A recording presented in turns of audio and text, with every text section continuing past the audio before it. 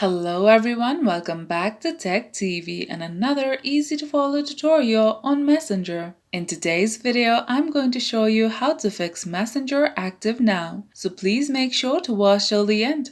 Subscribe to our channel Tech TV and ring the notification bell so that you'll get notified on our next interesting upload. So let's get on with it. At first, open Messenger on your device and tap your profile at the top left corner. Under Profile, tap Active Status.